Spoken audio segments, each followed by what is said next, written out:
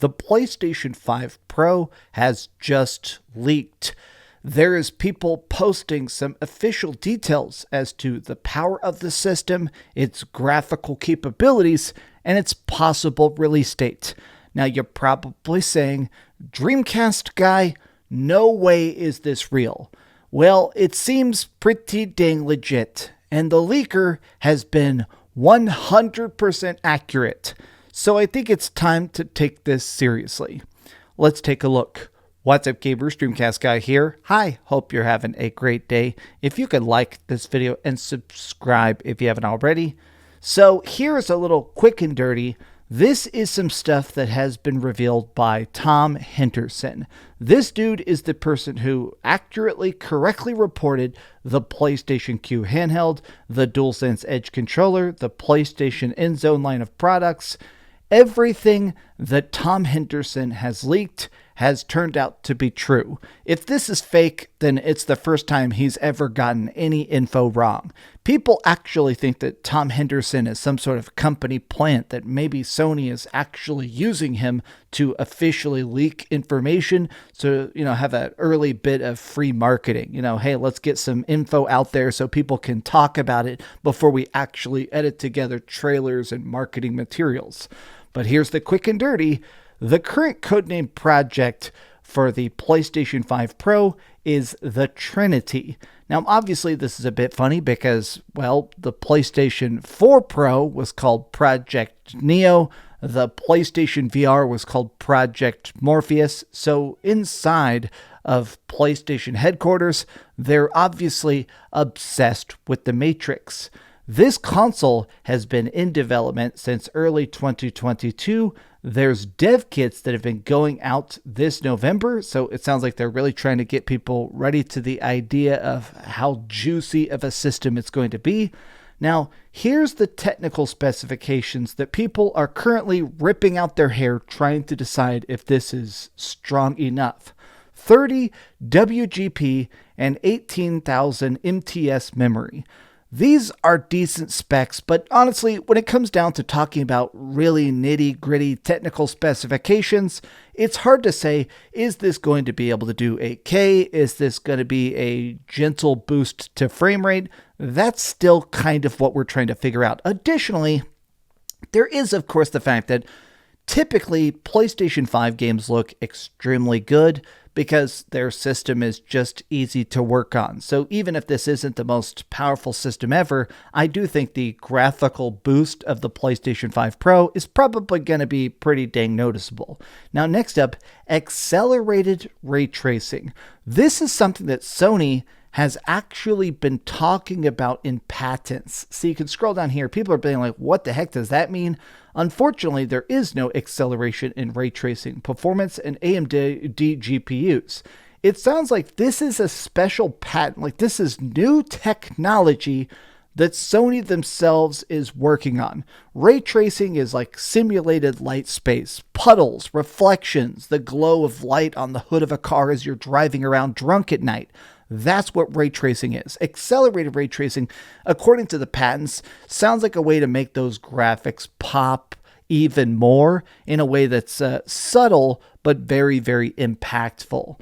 But that's pretty cool that this system is apparently what's going to be really kind of getting that idea off the ground. They're targeting a November release date for 2024. Now, this is the whole article that's breaking all of it down, and what's interesting is that apparently there has been a lot of talks of articles and stuff claiming the PlayStation 5 Pro existed, but then was canceled. Apparently, people in Sony find that hilarious. Apparently, Sony people have been checking out all the fake leaks, and they're kind of waiting to actually reveal it. The Project Pro, despite the dates being tentative, it's understood that demo events for the PS5 Pro are already ongoing, with the majority of studios receiving their development kits this year. Now, this is probably how Tom Henderson is hearing about it. It's probably people who have been in the room, who have seen the PlayStation 5 Pro, who have probably held the controller and played it a bit, are the people that are actually getting a chance to say, hey, here's what's up. And I think it's pretty cool this is being leaked. I'm curious, though, about that November 2024 release date. Tom Henderson has already leaked a lot of discussions about the PlayStation 5 Slim, but now he's kind of backtracking and saying that the PS5 Slim is not a good description of what that console is going to be. The leaks are saying that we're actually going to see the PS5 Slim here in the next couple weeks, that maybe during some sort of like special event, Sony is going to do like a PlayStation Mini showcase or a state of play possibly dedicated to Spider-Man, and they're going to reveal the PS5 Slim then. But it's not really going to be slim. It's going to just lack a disk drive. It is going to be tinier, but it sounds like this new PS5 Slim is just going to be their way of, having a budget console where you're going to buy the disk drive externally. So it sounds pretty crazy that theoretically in the next 16 months, we're getting a completely new version of the standard the standard PS5, which will be the Slim. There's the upgraded Pro coming next year, and Project Q, the handheld PS5, is also coming out this year. Sony is really trying to pack their slate. Now, reactions to this have been a bit mixed. Some people are basically saying, is this real? Is this fake? This sounds lame. I'm curious to see how much they can really actually upgrade and segment changes in these next 18 months. This feels unneeded. Both the PS5 and the Xbox Series X are clearly already over their head with newer games. It will depend about future games as to if this is a good purchase. I wish a lot of these companies would just forget ray tracing. You can see a lot of people are very, very mixed about the idea of basically, even if this is a console upgrade, is this necessary? A lot of the technical specifications they're talking about inside this article are the fact that it sounds like the main goal isn't necessarily 8K, because nobody's really ready for 8K. TVs aren't even affordable at 8K. Apparently their main goal is to make it so that when you're playing stuff at 4K, it's going to have a better frame rate. Right here, consistent frames per second at 4K. Right now, I play a lot of PlayStation 5, big PS5 gamer, love playing a lot of PS5 exclusives, but typically you either choose 60 frames a second at 1080p or 30 frames a second at 4K. It would be nice if they managed to create a console that's maybe able to target 4K 60 FPS without being $800, but we're going to see how this actually turns out. This is an opinion I take the most seriously, which is MVG, Modern Vintage Gamer. This guy actually has been pretty against the idea of the PlayStation 5 Pro being real because he is a console developer. He has a PS5 dev kit, he's got an Xbox dev kit, he's got a Nintendo Switch dev kit. This guy literally makes games in between his baller-ass YouTube videos. And he's saying, I'm still not 100% this info is legit, but interesting nonetheless. Neo was the codename of the PlayStation 4. Clearly, someone at PlayStation is a fan of The Matrix.